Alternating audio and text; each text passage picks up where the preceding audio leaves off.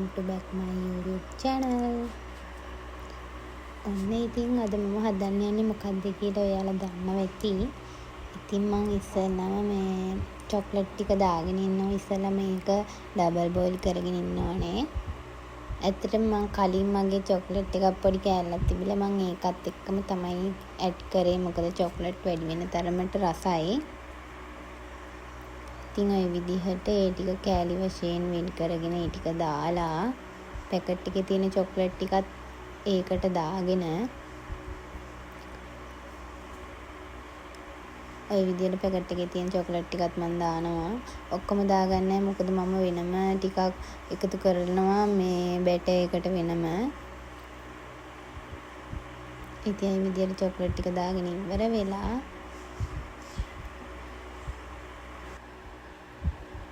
ඔයාලා ඔකට dark chocolate ගන්නව නම් ගොඩක් හොඳයි. මට ඇත්තටම ඩාර්ක් චොක්ලට් එක ගන්න අමතක වුණා. ඒ නිසා අනිවාර්යෙන් ගත්තොත් ඩාර්ක් චොක්ලට් එක ගන්න. මොකද ඩාර්ක් චොක්ලට් එක තමයි රස. ඊට පස්සේ බටර් දා ගන්න ඕනේ. මොකද ඩබල් බෝයිල් කරගෙන හොඳට ඒක දිය කරගන්න බටරුත් ඇඩ් කරාම තව ටිකක් රසයි. ඉතින් මම බටර් දා ගන්නවා ඔය ප්‍රමාණයට. එක්ස්ට්‍රා කප් එකකින් භාගයක් තිබ්බ මම ඒ ටික ඔක්කොම ඇඩ් කරගත්තා.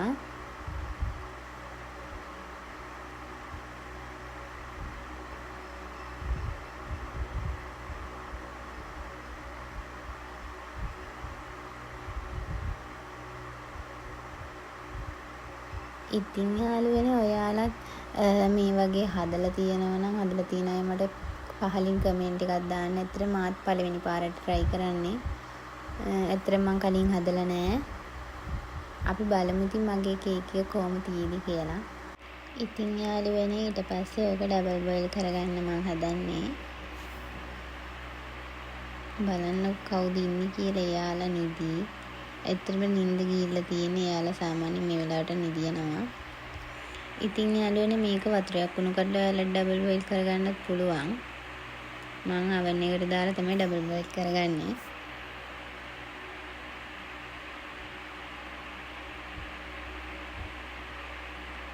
මම විනාඩි 10ක් ප්‍රී හීට් වෙන්න දාලා තිබ්බේ නැති නිසා මම විනාඩි 10ට දැම්මා. ඉතින් ඔන්න ඔය විදිහට තමයි මම ඩබල් බෝයිල් කරන්න එක ඇතුළට දැම්මා.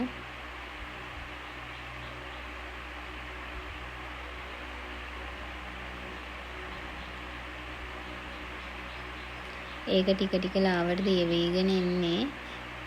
ඊට පස්සේ ඔන්න බලන්නකෝ ඒක ඩබල් බෝයිල් වෙලා ලස්සනට ඒකේ චොක්ලට් ටික දිය වෙලා තියෙන ඔක්කොම. ඊට පස්සේ චොක්ලට් ටික දිය වුණාට අපි කලවම් කරන්න ඕන අනිවාර්යෙන්. මොකද ඇස්ට්‍රා ටිකයි චොක්ලට් ටිකයි කලවම් කරේ නැත්නම් ඇස්ට්‍රා ටික උඩ විතරයි තියෙන්නේ. ඔය විදිහට හොඳට කලවම් කරගන්න ඕනේ. ඔයාලට පේනවා ඇති ඒක ගානට ඒක උකුවට හැදිලා තියෙනවා.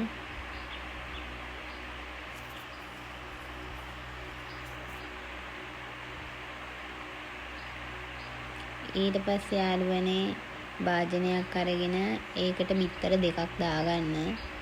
ඇත්තටම මම නම් බිත්තර දෙකයි දාන්නේ. මම දන්නේ නැහැ මාත් පළවෙනි පාර try කරන්නේ. මම නම් බිත්තර දෙකයි දාගන්නේ. ඔයාලත් ඒ විදිහට බිත්තර දෙකක් දාගන්න.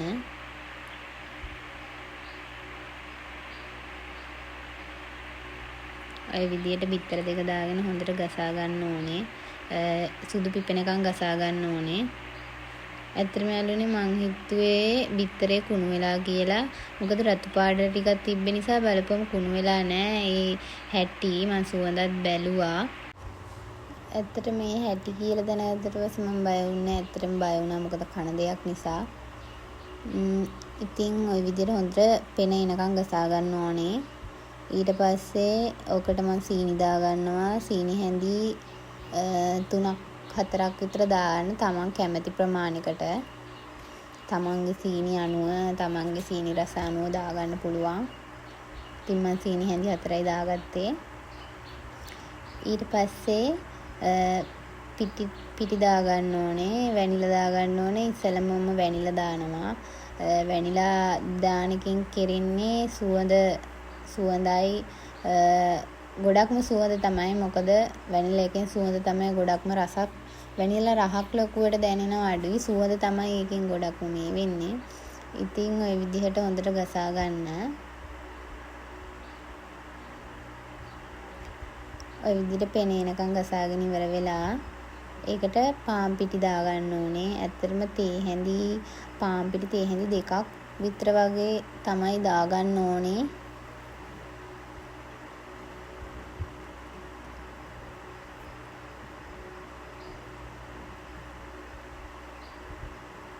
මම නම් ඒ වෙලාවේ තේ හැඳි දෙකකට වැඩිය දාගත්තා. මේ ඔයාලගේ මේ කියන්නේ මිශ්‍රණයේ අණුව තමයි ඔයාලට අතට දැනෙනවා. මේ විදිහට දාගන්න. ඉතින් ඔන්න ඔය විදිහට හොඳට කලවම් කරගන්න ඕනේ. මට ඒ කප් එකේ කලවම් කරගන්න අමාරු නිසා මම දාගත්තා අයිස්ක්‍රීම් කප් එකකට.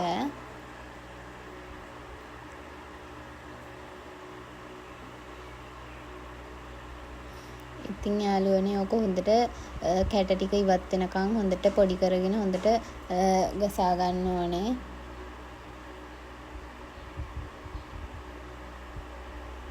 ඊට පස්සේ අර ඩබල් බෝයිල් කරගත්ත චොක්ලට් ටික සේරම ඒකට දාගන්න ඕනේ.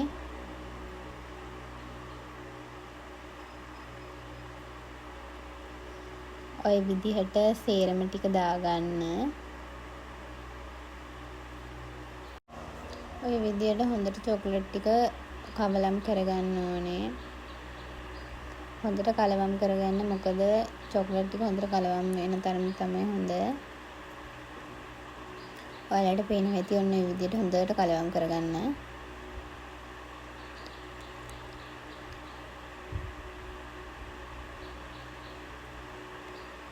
ඊට පස්සේ යාළුවනේ ඒකට මම ඔයාලට කිව්වේ මම චොක්ලට් ටිකක් අයින් කරලා තියාගත්තා කියලා.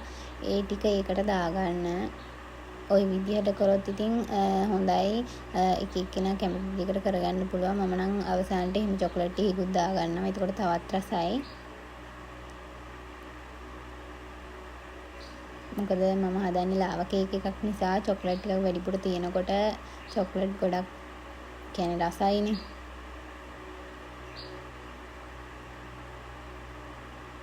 ඊට පස්සේ යාළුවනේ බටර් අරගෙන මේ කෝප්ප 4ට බටර් ගා ගන්න ඕනේ.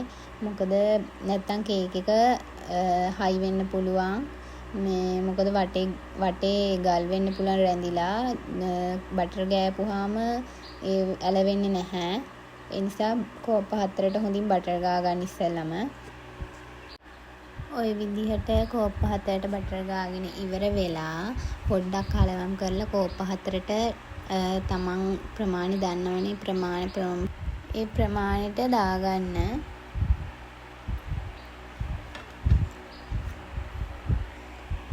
හොඳට කෝප්ප 4ට දාගන්න. දාගෙන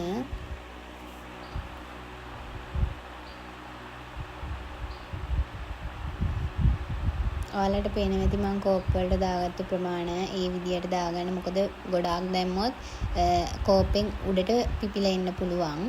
ඒ නිසා ওই ගානට දාගන්න.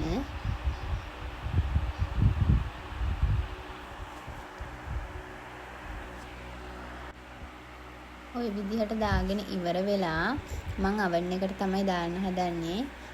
අවන් එක විනාඩි 20කට තිබ්බොත් ඇති. මම දැන් විනාඩි 20යි සෙල්සියස් අංශක 170ට දා. ඉතින් යාළුවනේ ඔන්න ඔය විදිහට තමයි මගේ ලාවා කේක් එක රෙඩි උනේ. ඇත්තටම දැන් හැදිලා ඉවරයි. ඇත්තටම මාරම රසයි. මං කාලා බැලුවා. මං පොඩ්ඩක් නිකන් හැන්දෙන් මැද කැඩුව විතරයි චොක්ලට් ආවා. ඇත්තටම රසයි. මේ වගේ වීඩියෝ බලන්න අපිව අනිවාර්යෙන් සබ්ස්ක්‍රයිබ් කරලා තියාගන්න. අපි ආයෙත් අලුත් වීඩියෝ එකකින් හම්බෙමු. අදට අපි යනවා. බයි.